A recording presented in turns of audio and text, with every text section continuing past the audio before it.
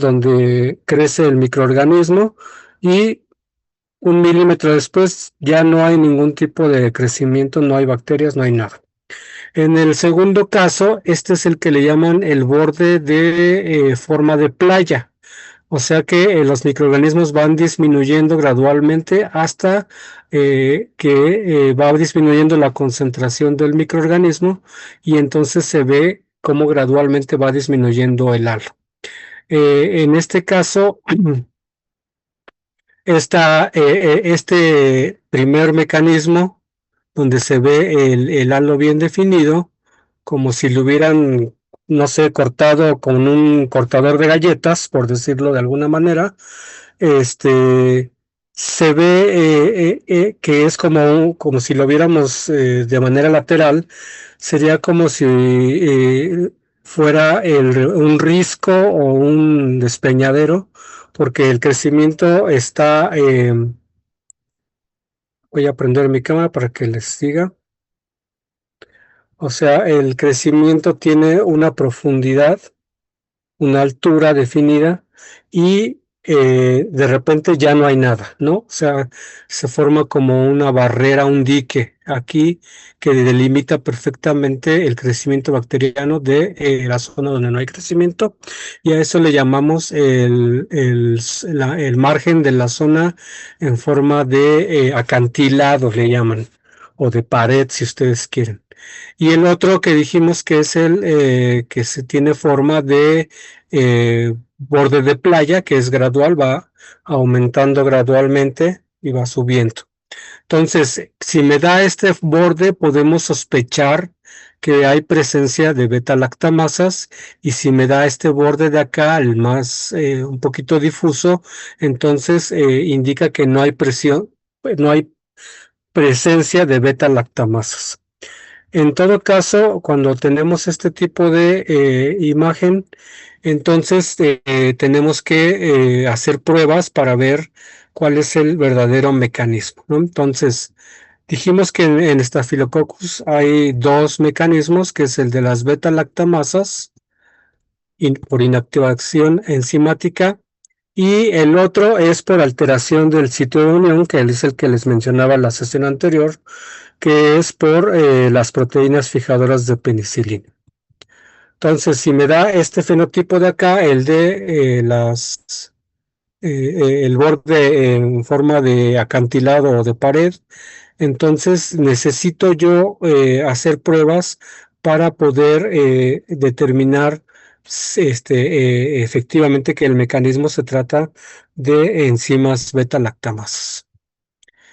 Y esto nos las venden o hacemos la prueba de em, con las penicilinas resistentes a beta-lactamasas, ¿no? Entonces, estas penicilinas resistentes a beta-lactamasas son las penicilinas semisintéticas que también ya habíamos mencionado, que se le agregan radicales de gran tamaño, sobre todo de tipo resonantes, que impiden la llegada de las beta-lactamasas al anillo beta-lactámico. Y de esa manera, entonces, simplemente por impedimento estérico se inhibe ¿cómo se llama? La hidrólisis del antibiótico. Entonces, en este otro mecanismo, lo que tenemos que ver es si la resistencia que se observa en ese del borde de pared es realmente una beta-lactamasa o si es otro mecanismo diferente. Entonces, hacemos la prueba de resistencia a oxacilina meticilina, que es el derivado de la penicilina natural que está modificado en el laboratorio, ¿no? Porque se le agregaron estos radicales de gran tamaño. Entonces, si se da un fenómeno de sensibilidad a la meticilina oxacilina en la prueba de Kirby-Bauer, entonces podemos sí confirmar que se trata de la presencia de beta-lactamasas. ¿Por qué? Porque esta es una combinación, una arreglo de los antibióticos que va a ser refractario a la acción de las beta-lactamasas. Sin embargo, si me da un fenómeno de resistencia a oxacilina y meticilina, entonces presumo que hay un segundo mecanismo de resistencia que es de origen cromosómico, y al ser de origen cromosómico, pues tiene que ver con una mutación. Y esta mutación es en las proteínas fijadoras de penicilina, que ya dijimos son transpeptidasas, y que estas transpeptidasas están codificadas en el genoma de la bacteria. Por eso, entonces, decíamos que el gen que codifica para esta proteína fijadora de penicilina mutada es el gen MECA, y la proteína nativa, la que no está mutada, es la que tiene afinidad por el antibiótico, que aquí está representado como estos círculos negros. Entonces decíamos que una PBP normal, que se llama PBP2, que es el gen nativo, genera una estructura que se acopla perfectamente al antibiótico, y que este antibiótico inactiva esta PBP y por lo tanto no puede interactuar con el antibiótico, y por lo tanto la bacteria no puede sintetizar su pared celular. Cuando se expresa el producto de MECA, se establece entonces la forma alternativa de esta proteína fijadora de penicilina, que ahora se llama PBP2A. Y esta estructura tridimensional de la PBP ya la hace refractaria al antibiótico. Por lo tanto, esta transpeptidasa sí puede ejercer su función en el entrecruzamiento de las cadenas de polisacáridos, ¿se acuerdan? El N-acetilmurámico y N-acetilglucosamina, y hacer los entrecruzamientos a ciertas distancias, que favorece que la bacteria siga sintetizando su pared celular, y que los antibióticos no le hagan ningún efecto, y entonces la bacteria sobrevive y se sigue multiplicando de manera importante. ¿Esto qué significa? Que entonces, como todos los antibióticos beta-lactámicos son o requieren unirse a estas proteínas fijadoras de penicilina, entonces cuando tenemos un fenómeno de resistencia a la meticilina o a la oxacilina, tenemos que reportarle al médico que no hay antibióticos beta-lactámicos que sean funcionales para tratar esa infección. ¿Por qué? Porque te digo, todos requieren PBPs, y si está mutada la PBP, ninguno de los antibióticos beta-lactámicos va a ser eficaz para tratar esa infección in vivo. In vitro puede ser otro cuento, ¿no? Y entonces esta resistencia puede ser relacionada con otras resistencias que se relacionan con otros tipos de antibióticos que vamos a ver más adelante, ¿no? Entonces, ¿cómo puedo yo confirmar que la resistencia a oxacilina por el método de Kirby-Bauer realmente es la correcta? Entonces, lo que voy a hacer es una prueba de escrutinio, que es, voy a hacer una prueba que se llama screening o escrutinio, donde voy a preparar una suspensión de mi bacteria de prueba, la que me dio la prueba de resistencia a meticilina, oxacilina, me dio como resistente, y entonces voy a preparar esta suspensión al 0.5 el nefelómetro McFarland, y de esa suspensión voy a también a preparar una caja de agar Müller-Hinton, a la cual antes de que solidifique le voy a poner la oxacilina, y se la voy a poner a una concentración definida de 6 microgramos por mililitro. Entonces va a tener el antibiótico ya embebido en el agar, y lo único que yo tengo que hacer es poner una alícuota medida exactamente de 10 microlitros de la suspensión ajustada al 0.5 del nefelómetro de McFarland. Con que me crezca una colonia, yo ya confirmo el fenotipo de resistencia. Pero si no me crece nada, entonces puedo dudar de la prueba de resistencia a meticilina. Entonces, pero si me da el crecimiento de una o más colonias solamente en esa alícuota de 10 microlitros, confirmo el fenotipo de resistencia a meticilina y por lo tanto le digo al médico que no puede usar ningún tipo de beta-lactámicos. Así de sencillo. ¿Preguntas? Sí, perdón, me perdí un poquito. Es que no entendí bien por qué no podemos usar betalactámicos en las resistencias, en esta resistencia de origen cromosómico. Porque las PBPs interactúan con todos los antibióticos beta-lactámicos. Es decir, las penicilinas son unidas por PBPs. Las cefalosporinas requieren PBPs. Los carbapenémicos requieren PBPs. Los monobactámicos requieren PBPs. Pero si la PBP que está expresando el microorganismo está mutada, no va a ser eficaz para interactuar con cualquiera de los antibióticos. Entonces, ya con este fenotipo de resistencia a meticilina, ya no hay manera de que podamos usar beta-lactámicos, porque Ok, todos van a atacar directamente a la PUP. va que va, gracias. Sí, Javier, Bueno, yo dos cosas. Uno, ¿cómo se llama el medio en el que hacemos la prueba, la última prueba que nos describió para confirmar la resistencia a meticilina? este, Ajá. ¿Cómo dijo que era el medio? el medio es Müller-Hinton. Miller-Hinton. Müller-Hinton, pero se prepara ya con el antibiótico diluido ahí Diluido, sí. en el agar, a 6 microgramos por mililitro. Ok. ¿Y por qué se utiliza la meticilina? O sea, ¿por qué no se utiliza cualquier otro antibiótico? Por ejemplo, en el laboratorio se hacía con diferentes tipos de discos de antibióticos. O sea, ¿por qué nada más o sea, ¿por qué se elige ese antibiótico? Es mi pregunta. Porque explicamos la sesión anterior que los antibióticos beta-lactámicos tenemos de dos tipos. Me voy a regresar tantito. ¿No les molesta, chicos? Está bien. No, no, está bien. A ver, me voy a regresar tantito.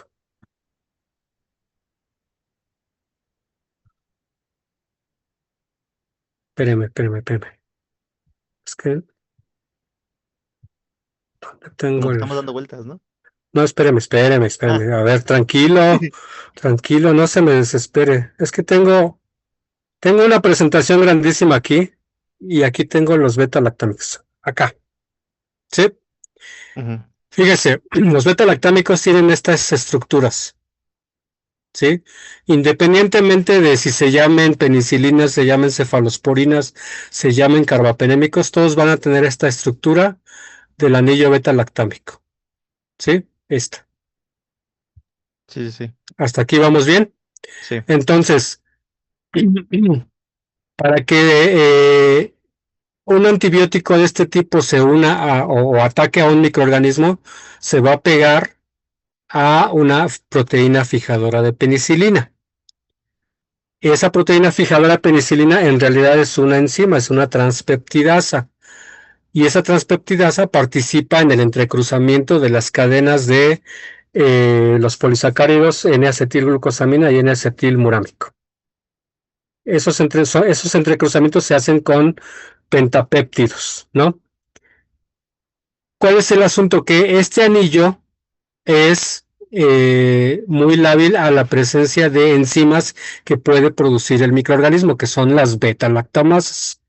Y las beta-lactamasas actúan siempre cortando este vínculo entre el carbono y el nitrógeno. Sea penicilina, sea cefalosporina o sea cualquier otro beta-lactámico, por lo tanto, entonces, estas enzimas degradan al antibiótico. ¿Qué sucede este, con la meticilina? La meticilina en estas partes donde tiene la R eh, quiere decir que es un radical de cierta estructura y en el laboratorio, en los laboratorios farmacéuticos, se les ocurrió sustituir este radical R por un radical de mayor tamaño. Estamos hablando de cadenas laterales que incluyen incluso anillos fenólicos y demás, ¿no? Entonces, esta sustitución por radicales de mayor tamaño hace que estéricamente, por la estructura tridimensional del antibiótico, se vea protegido el anillo beta-lactámico. ¿Hasta aquí vamos bien? Sí, sí, sí. Y entonces las enzimas beta-lactamasas no pueden llegar y degradar. Hasta aquí vamos todos al mismo ritmo, ¿no? Sí. Ahora, una vez que ya vimos que las beta-lactamasas no pueden degradar a los antibióticos, ¿qué le queda a los microorganismos? Lo que estábamos hablando. Estábamos hablando de que entonces el otro mecanismo es la alteración de las proteínas fijadoras de penicilina. Ajá, Estas de acá, de de las PVP. PVPs. O sea, las PVPs son el sitio blanco donde se une el antibiótico, que dijimos que es una transpeptidasa y que al unirse a la transpeptidasa la inactiva y la bacteria no puede sintetizar su pared celular. Por lo tanto, al no sintetizar su pared celular, no resiste los cambios osmóticos y se muere. Ahora, en esta nueva PVP mutada, el antibiótico, por más que usted le ponga 3 kilos de antibiótico, la proteína ya no reconoce a este antibiótico, ya no se unen, porque esta unión es como de llave y cerradura. Entonces, como está mutada, ya no reconoce y entonces el antibiótico ya no va a inhibir la actividad de esta transpeptidasa. Por lo tanto, entonces, cualquier antibiótico que usted le ponga, de cualquier tipo de beta-lactámico, ya no va a ser efectivo. Todos los antibióticos beta-lactámicos necesitan PVPs para hacer su función.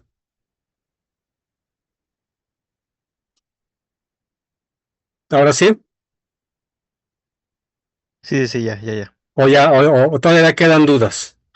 No sé, ya me di cuenta que era por la parte histérica de que por eso se ocupaba. Ok. Ujú. Que era más difícil usarlo. Bueno, más difícil el ataque, ¿no? Sí, Sí, sí, ya, está bien. Muchas ok, gracias. ok. Entonces decíamos que estos fenotipos de resistencia por beta-lactamasas o incluso con PVPs mutadas también se relacionan con otros métodos de resistencia en los Staphylococcus aureus, que es lo que estamos hablando, y que después vamos a ver que son con otro tipo de antibióticos. Entonces, los microorganismos han evolucionado tanto que empiezan a mostrar estos mecanismos de resistencia. Entonces, insisto, ya lo vimos la sesión anterior, si me da un fenotipo de resistencia a meticilina, ya tengo que reportar resistencia a todos los beta-lactámicos, al menos aquí en los gram positivos, que es el ejemplo es Staphylococcus aureus. Pero, ¿qué pasa si me da resistencia a los beta-lactámicos en gram negativos? Ahí las cosas se complican bastante. Entonces, en los gram negativos dijimos que hay una gran diferencia. En los gram positivos, como Staphylococcus aureus, las beta-lactamasas se liberan al exterior y hacen su función a distancia. En el caso de los gram negativos, las beta-lactamasas se producen en el espacio periplásmico. Por lo tanto, entonces, tiene que, ¿cómo se llama? Tiene que atravesar la membrana externa el antibiótico para que sea sensado por la bacteria y que la bacteria o gram negativa pueda ejercer o poner activa esta actividad de beta-lactamasas. Pero no es cualquier beta-lactamasa, son un sinfín de enzimas con diferentes características. Y esta clasificación sí es bastante más complicada de lo que ustedes habían escuchado. Lo que les expliqué en la sesión anterior es para gram positivos, pero en los gram negativos se complica bastante el asunto. Y tenemos dos clasificaciones importantes. Una es la estructural, la que tiene que ver con la estructura de la enzima, cuáles son sus puntos importantes, como por ejemplo, aquí tenemos que de los 4 grupos que forman la parte estructural, 3 son serina beta lactamasas, que tienen que ver pues con esta estructura tridimensional, pero con este grupo funcional de serina beta lactamasas. El otro, por ejemplo, el de B es metalo-beta-lactamasas, es decir, que requieren un ion metálico que sirva de cofactor para darle la actividad indicada a estas enzimas beta-lactamasas. Pero la otra, la fenotípica, la clasificación fenotípica de Bush, considera el espectro de hidrólisis de todos estos antibióticos, perdón, de todas estas enzimas beta-lactamasas con respecto a todos los grupos de antibióticos beta-lactámicos. Esta tabla no necesito que se la aprendan porque ni yo me la sé, pero para que vean lo complicado. Esta es la parte, ¿cómo se llama? Estructural, y esta parte es la funcional, ¿no? La que nos da el espectro de hidrólisis. Entonces, para no complicarlos mucho, no quiero que se aprendan porque cada vez que ustedes revisan un artículo les da estos nombres de aquí, pero mejor basarnos en las clasificaciones de acá, ¿no? Entonces, para no complicarlos, nos vamos a ir a los nombres de los grupos más representativos. Tenemos beta-lactamasas de espectro extendido, tenemos beta-lactamasas tipo AMSE, beta-lactamasas KPC y beta-lactamasas metalo-beta-lactamasas. Y entonces ustedes me van a decir, bueno, y entonces, ¿cuál es el chiste? Porque entonces, a la hora de hacer la evaluación de la resistencia, tendríamos que saber cuáles son los antibióticos que debemos probar para poder revisar cuál de todos estos mecanismos es el posible que estén utilizando los microorganismos. Entonces, vamos a empezar con las beta-lactamasas de espectro extendido. Como ya les había mencionado, hay muchos grupos de beta-lactámicos que estaban al principio de esta sección de la presentación, que dijimos que son penicilinas, cefalosporinas de cualquier generación, primera, segunda, tercera, cuarta, y monobactámicos, carbapenémicos e inhibidores de beta-lactamasas, además de cefamicinas. Son 5 grupos. Repito, penicilinas, cefalosporinas, monobactámicos, carbapenemasas, inhibidores de beta-lactamasas y cefamicinas. Son 6, perdón. ¿Sí todos? ¿Lo podría repetir, por favor? Sí, profe. A ver, penicilinas, cefalosporinas, aquí está mal, es monobactámicos,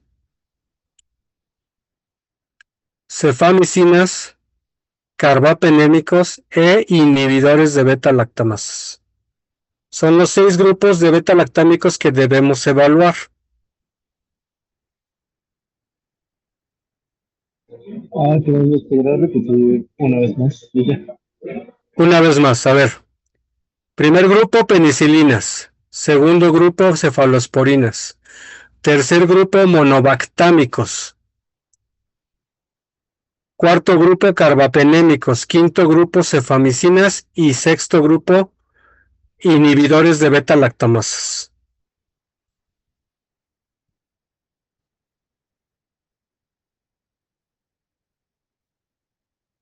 Ahora sí. Ya, muchas gracias. Sí, gracias. Ok. Entonces, yo les sugiero que hagan una tabla. Ahorita, pues no, me tardaría más en tratar de hacérselas yo aquí en un dibujo, pero más o menos podría ser como, a ver, déjenme ver si adelante hay otro. Una tabla como esta, donde ustedes pongan aquí los diferentes tipos de antibióticos. Ahorita les voy a explicar cuáles son los representativos de cada uno de estos 6 grupos. Y entonces aquí en las columnas le ponen BLE, AMSE, pues le van a poner acá KPCs o metal o beta lactamasas, ¿no? Más o menos. Para que vayamos comparando cómo se comportan frente a los diferentes antibióticos. Porque eso es importante.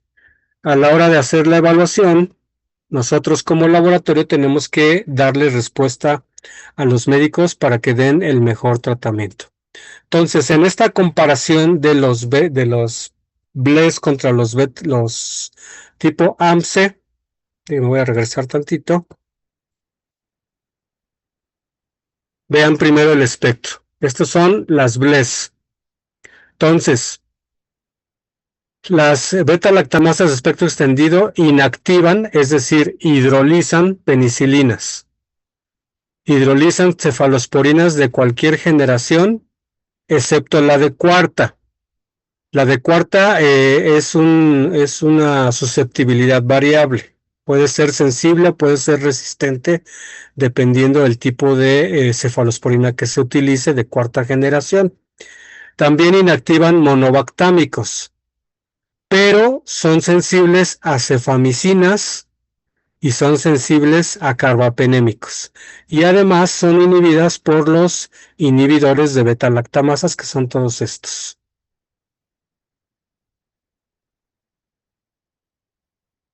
¿Vamos bien?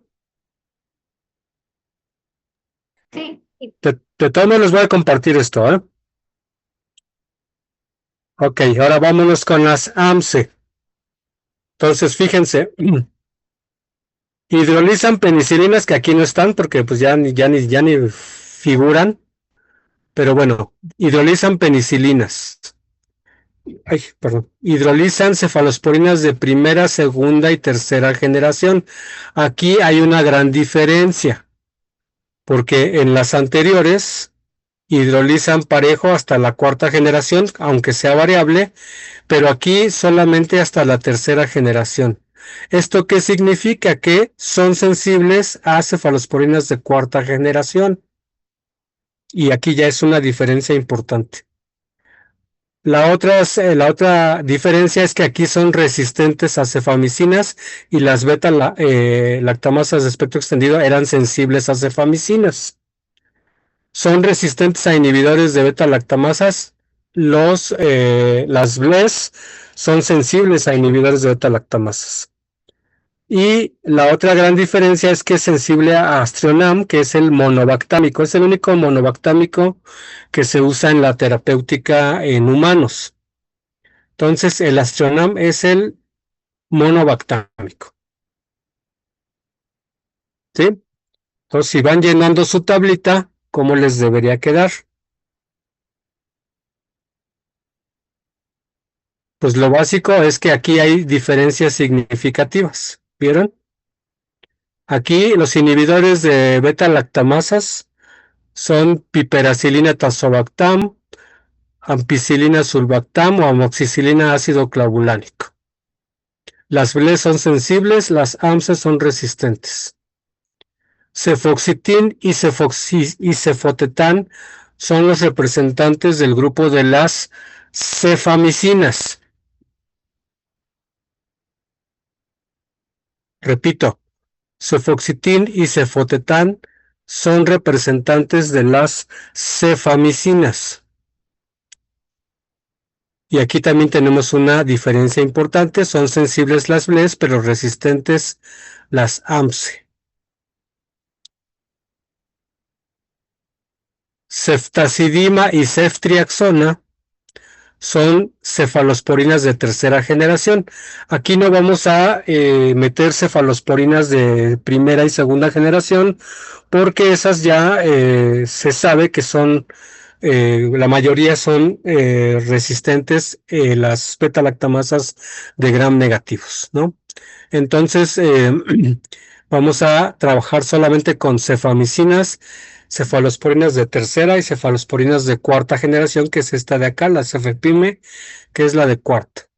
Y entonces nos queda que hay resistencia en en ambos grupos, a las de tercera generación, a las cefalosporinas de tercera generación, pero en las AMSE son sensibles a cefepime y las BLES pueden ser variables, ¿no? Dependiendo el tipo de cefalosporina. ¿Vamos bien hasta aquí? Sí, todo bien. Sí, Oh, bien. sí, de todos modos vamos a hacer ejercicios ya más adelante. Ok, entonces, ¿cómo podríamos de primera instancia ya en una situación real, cómo podríamos determinar que se trata de una beta-lactamasa de espectro extendido? Como ya dijimos, las beta-lactamasas de espectro extendido van a degradar al aztreonam, a la cefotaxima, a la ceftriaxona, que son básicamente las cefalosporinas de tercera generación, y el monobactámico, el aztreonam.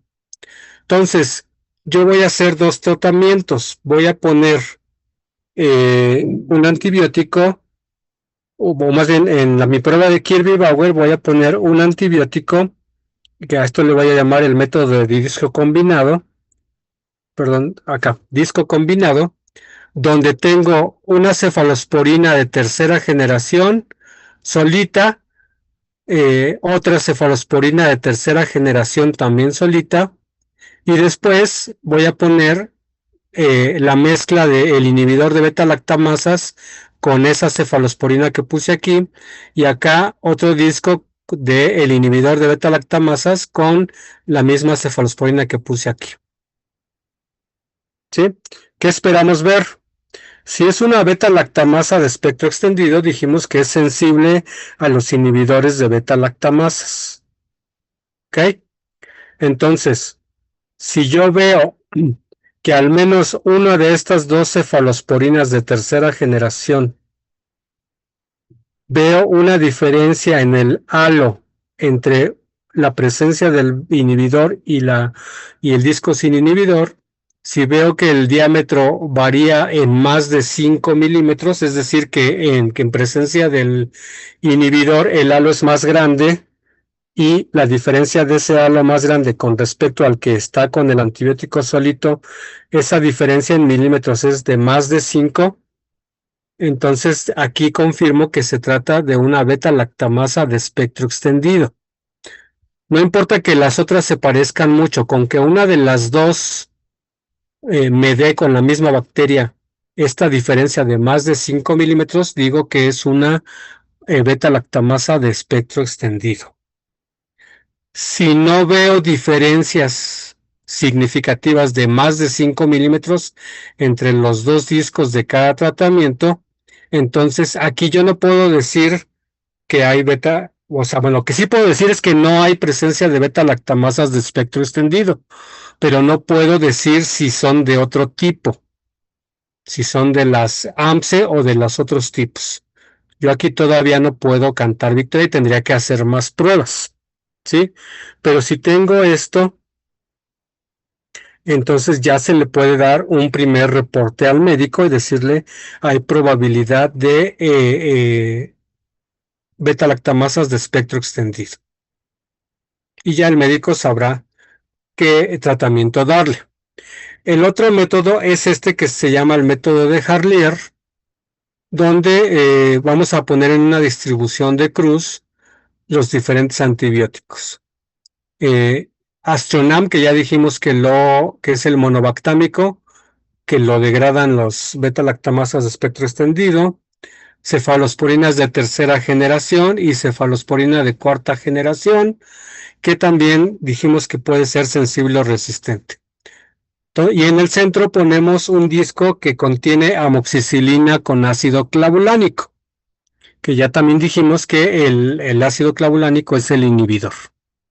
Entonces, si observamos esta deformación en los halos de inhibición, que tiene una forma como de cerradura antigua, o también le llaman como cola de pescado, es un halo en forma de cola de pescado, decimos que esto es característico de una enzima beta-lactamasa de espectro extendido. O bien, si no se da esta deformación de halo en forma de cola de pescado, pero se ve este huequito aquí en medio de los discos que parece un un balón de fútbol americano, o un hueco en forma de huevo, también podemos sugerir que se trata de una beta-lactamasa de espectro extendido. Y ustedes van a decir, ¿y por qué se da eso? ¿Por qué se da ese fenómeno? Pues porque el halo empieza a migrar radialmente desde el disco y se va difundiendo de manera uniforme hasta que abarca zonas donde se cruza con el otro antibiótico, y como el otro antibiótico muestra cierto grado de resistencia, entonces el inhibidor de beta-lactamasas hace su función de inhibir la actividad del antibiótico, perdón, de la beta-lactamasa, inhibir a la beta-lactamasa, y entonces por eso hace que se deforme el halo de inhibición. Lo mismo aquí, esto ya me indica que hay presencia de beta-lactamasas de espectro extendido. ¿Vamos bien hasta aquí, chicos? Sí, todo bien. Sí, de acuerdo, profesor. Ok.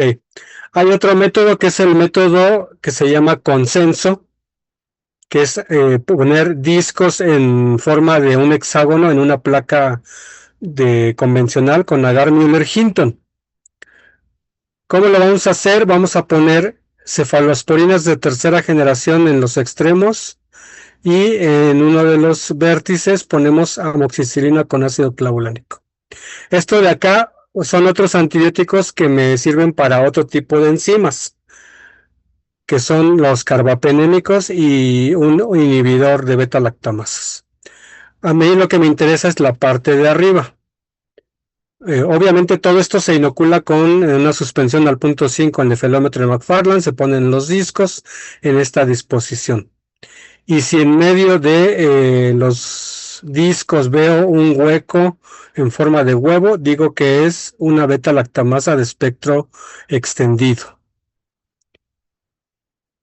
Simplemente un hueco en forma de huevo entre estos antibióticos, digo que es una beta-lactamasa de espectro extendido.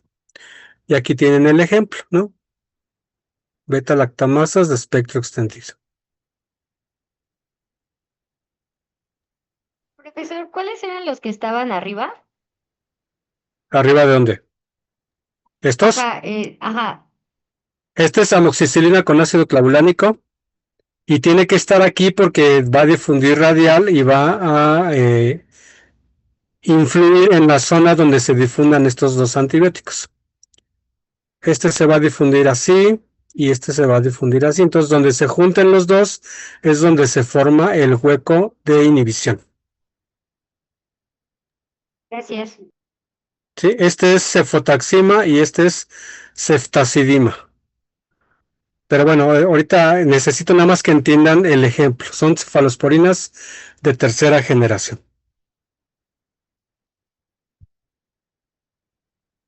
También en el comercio tenemos estos tiras que están en gradiente de concentración, y que ese gradiente corresponde a la escala de concentración mínima inhibitoria, el famoso MIC, que me permite tener el antibiótico solito y el antibiótico con un inhibidor de beta-lactamasas. Entonces, donde se junte el halo en forma de pera, donde se junte con la escala, es el valor de concentración mínima inhibitoria que voy a reportarle al médico. Mismo caso, si hay inhibición o deformación del halo por la presencia de un inhibidor de beta-lactamasas, entonces esa deformación me va a indicar que es probable que se trate de una beta-lactamasa de espectro extendido. Y me voy a ir al último método, que es el método más complicado, pero más ilustrativo a mi juicio, porque aquí podemos ver varios tipos de enzimas beta-lactamasas. Entonces, el método de disco combinado, que es el disco con ácido clavulánico, o sea, el inhibidor y la cefalosporina de tercera generación, está aquí incluido en esta disposición. Vean, es el antibiótico con ácido clavulánico, el antibiótico solo. Antibiótico de tercera generación, cefalosporina con ácido clavulánico, y aquí el mismo antibiótico pero solito. Y aquí lo que voy a ver es básicamente el método de disco combinado, es decir, si los halos que se formen tienen una diferencia de más de 5 milímetros de diámetro, entonces puedo aquí decir que se trata de beta-lactamasas de espectro extendido. Pero yo, para ver el fenotipo completo, el de la tabla que les pedí que llenaran, pues tengo que ver cómo se comportan los monobactámicos, cómo se comportan las cefalosporinas de cuarta generación, cómo se comportan las cefamicinas y cómo se comportan los carbapenémicos. Son estos tres. Entonces yo aquí, además de ver el espectro que me dice que es una beta-lactamasa de espectro extendido, voy a confirmar el resto del espectro de las beta-lactamasas de espectro extendido, que me dice que debe haber resistencia a Astionam, debe haber sensibilidad o resistencia a cefalosporina de cuarta generación, debe haber sensibilidad a las cefamicinas y debe haber sensibilidad a los carbapenémicos. Por eso me gusta este método, el método de los 12 discos, porque aquí puedo ver todo el perfil o la mayoría del perfil y puedo corroborar que se trata de uno o de otro.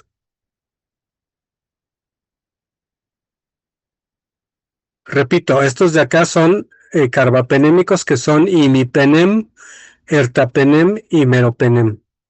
Cefamicinas, cefotetán y cefoxitina, Astionam, que es el monobactámico, cefalosporina de cuarta generación, cefepime, y aquí otra cefalosporina nada más de tercera generación para apoyar lo que se vea aquí, ¿no? Este es ceftriaxona, aquí es ceftazidima y aquí es cefotaxima. Me imagino que tienen dudas porque son muchos discos, ¿verdad?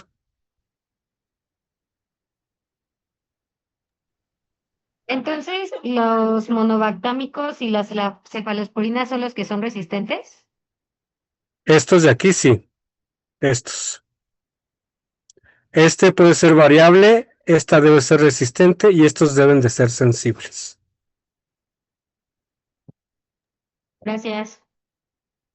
Y esta misma disposición nos va a ayudar a determinar si se trata de un AMSET. Entonces me regreso al AMSE. Entonces, las AMSE son resistentes a todas las cefalosporinas de primera, segunda y tercera, resistentes a cefamicinas, resistentes a inhibidores de beta-lactamasas, pero sensible a cefalosporina de cuarta generación, sensible a carbapenémicos, sensible a Astionam. Al menos en este ensayo de los 12 discos. ¿Sí? Entonces, aquí, por ejemplo, tengo algunos fenotipos.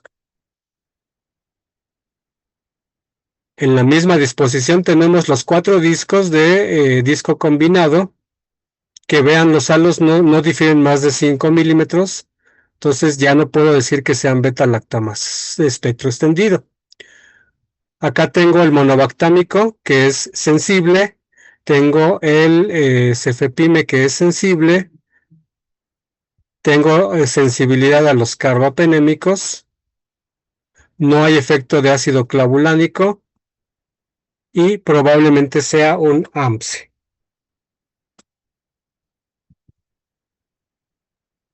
Acá, por ejemplo, tengo otros patrones, pero veo aquí que hay achatamiento de los halos. No sé si los ven, que no están totalmente circulares. Estos aquí como que están achatados. Vean este. esto ya me indica un tipo o una probable resistencia generada por la interacción de los diferentes antibióticos, pero ahorita no me voy a meter en eso. Nada más quiero que vean cómo se verían algunos perfiles de este método de 12 discos. ¿Preguntas?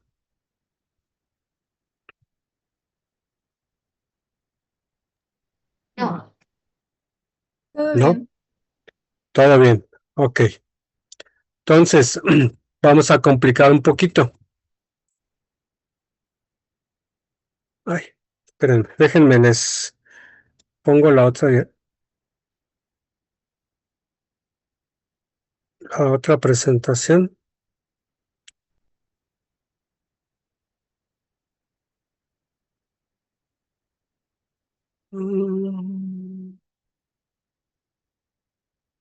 Dame un segundito.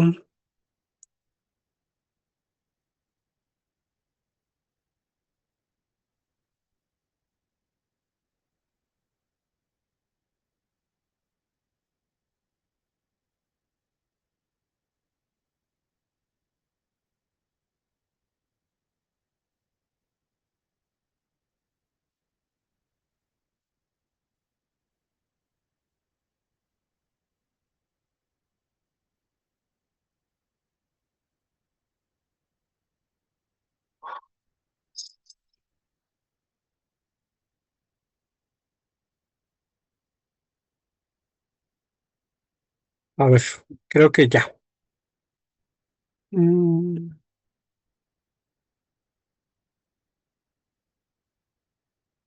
¿Ya se ve? Sí, Ya. Bueno, esto es parte de lo mismo, es la misma clasificación, nada más que aquí nos vamos a ir a los últimos dos tipos de enzimas que ya se consideran carbapenemasas, es decir, tanto las BLES como las AMSE son enzimas que se consideran sensibles a carbapenémicos.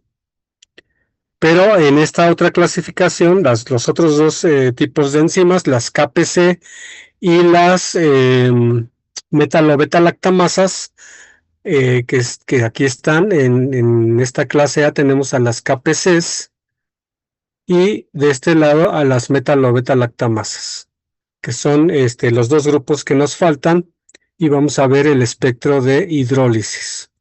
Nuevamente en una tablita que se parezca a la anterior, ustedes vayan marcando.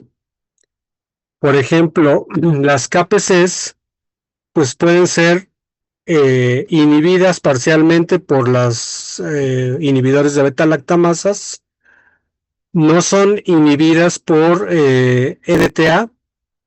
¿Sí han oído hablar del EDTA, chicos? sí. Sí. El EDTA que, por ejemplo, es un componente que se utiliza como anticoagulante. ¿Y por qué se utiliza como anticoagulante? Porque es un agente quelante, es decir, que atrapa los cationes metálicos divalentes y entonces por eso evita la coagulación. Entonces aquí en las KPC no se ve inhibida por EDTA, lo cual lo diferencia notablemente de las enzimas metalobeta-lactamasas, que son estas de acá, las metalobeta-lactamasas, las que sí son inhibidas por el EDTA, ¿no? Aquí ya tengo dos diferencias. Astrionam es resistente, las KPC son resistentes, pero las metalobeta-lactamasas son sensibles al astrionam. Y aquí tenemos otra gran diferencia. En lo demás pueden ser resistentes a, a cefalosporinas de tercera, cuarta, perdón, de tercera, segunda, primera generación, a penicilinas, etcétera. Pero los antibióticos que nos van a dar mayor información son el Astronam, el inhibidor de beta-lactamasas y el EDTA, que me ayuda a diferenciar estos dos tipos de enzimas que son carbapenemasas. Entonces, estas carbapenemasas se llaman KPC. ¿Por qué? Porque se descubrió primero en Klebsiella pneumoniae, que quiere decir Klebsiella pneumoniae carbapenemasa, y las metalobetalactamasas son otro tipo. Entonces, el espectro de las carbapenemasas hidroliza todos los beta-lactámicos, incluidos los carbapenémicos, pero el nivel de resistencia puede ser de intermedia a resistente, ¿no? Pero estas KPC son inhibidas por ácido borónico, que es una prueba que vamos a ver más adelante.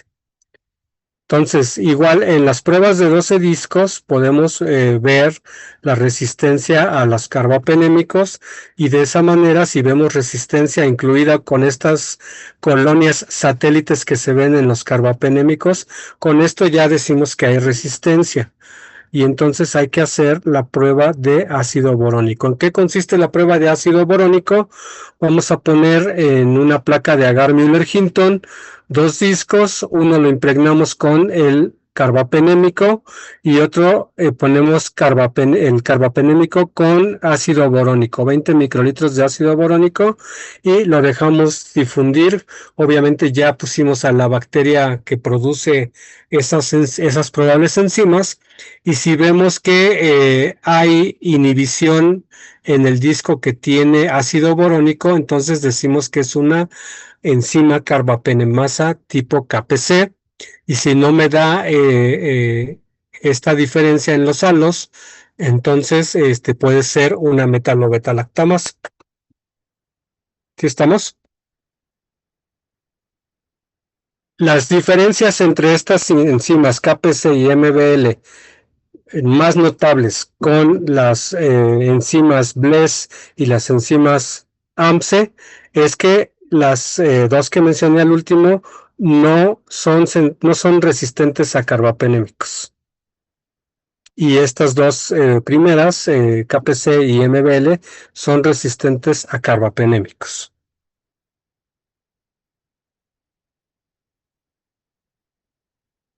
¿Dudas?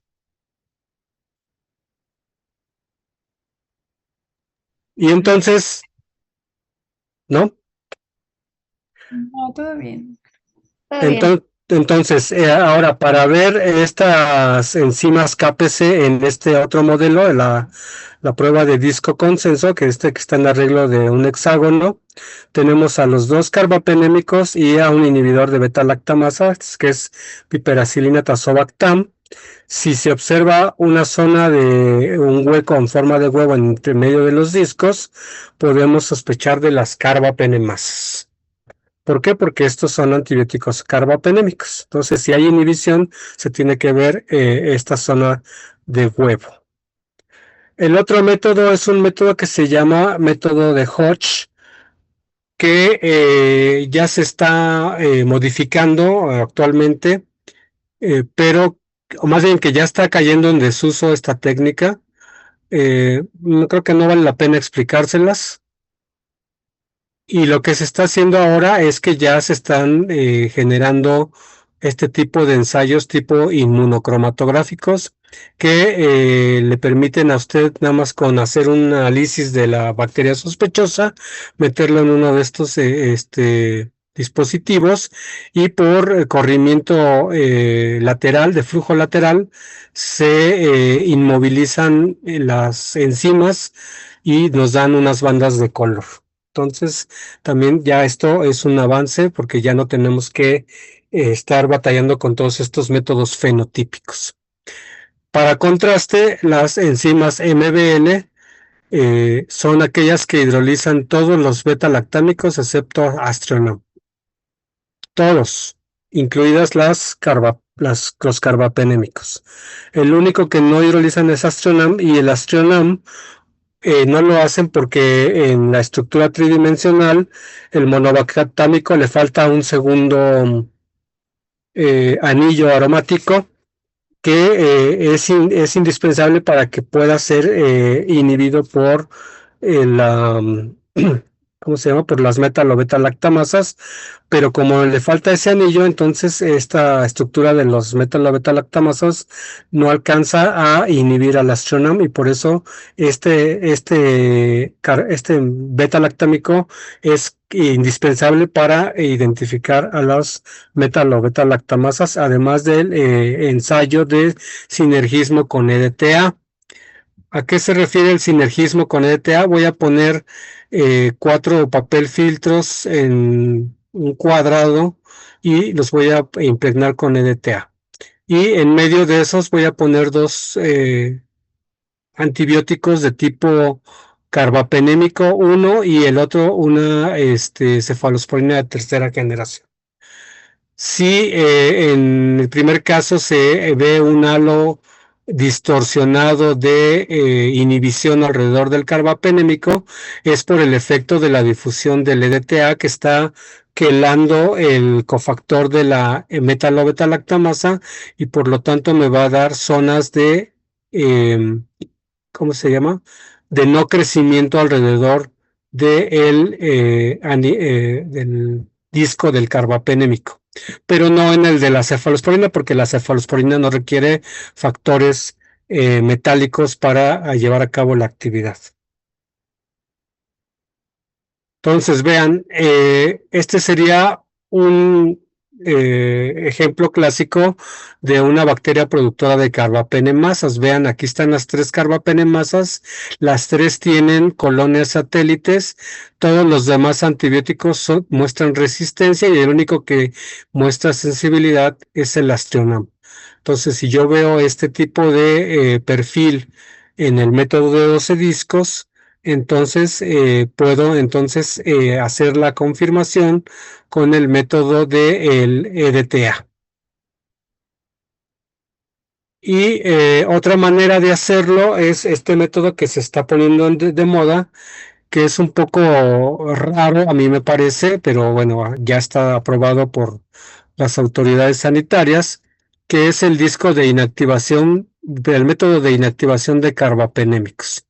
¿En qué consiste? Ustedes detectan una bacteria con posible producción de carbapenemasas.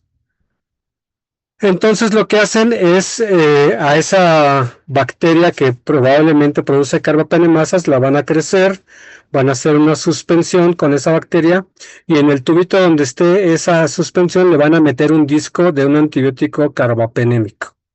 Puede ser imipenem, meropenem, y entonces lo incuban con la bacteria que ustedes sospechan que produce beta-lactamasas. Y por el otro lado van a tener una cepa que normalmente es sensible a los carbapenémicos. Una Escherichia coli como la que usamos para el control de Kirby-Bauer, ¿no? Y entonces, ¿qué hacen? Inoculan una placa de agar Müller-Hinton, pero lo que van a hacer es le van a poner un disco del antibiótico que ustedes trataron con la cepa probablemente productora de carbapenemasas. Y entonces ustedes escurren ese disco de que incubaron con la cepa, lo escurren y lo ponen en la placa que ya inoculada. Y si hay crecimiento alrededor del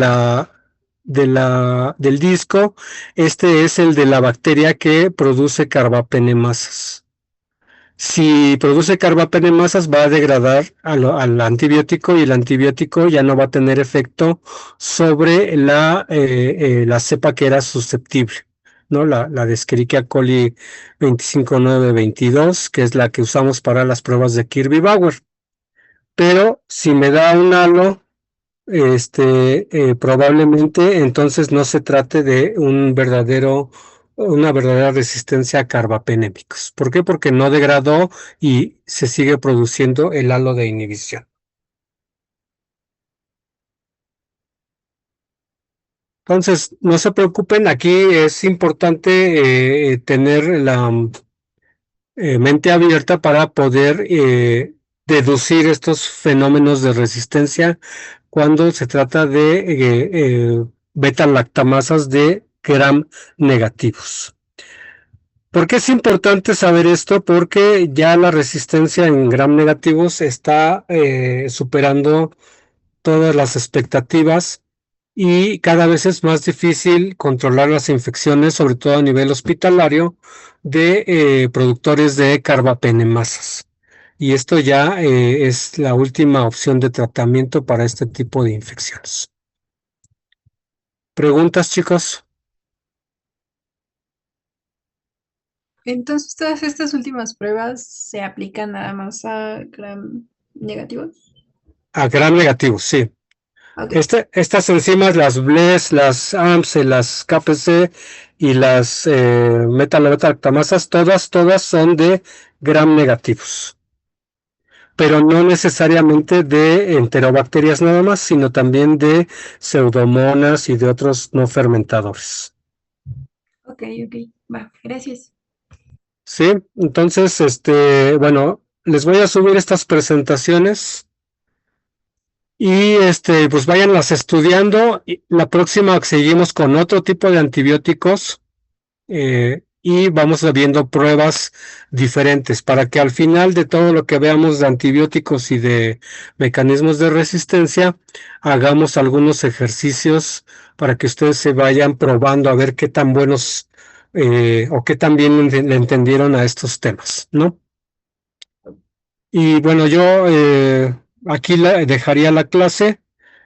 Ya la verdad es que me eché ahorita seguidas 3 horas más esta hora y media, bueno, casi hora y 10, y la verdad es que ya mi voz ya estoy bastante cansado. Entonces, si no tienen inconveniente, la dejamos aquí, les subo las presentaciones y nos vemos la siguiente sesión. Si quieren un poquito más tardecito, 7:10, para que pueda yo terminar mi clase anterior, pueda tomar agua o un café o algo y descanse un poquito la voz. Gracias, profesor. De acuerdo, profe. Sí, Gracias. Gracias, ok, profe. Que tengan linda noche. Gracias. sí, bye, Hasta luego. hasta luego.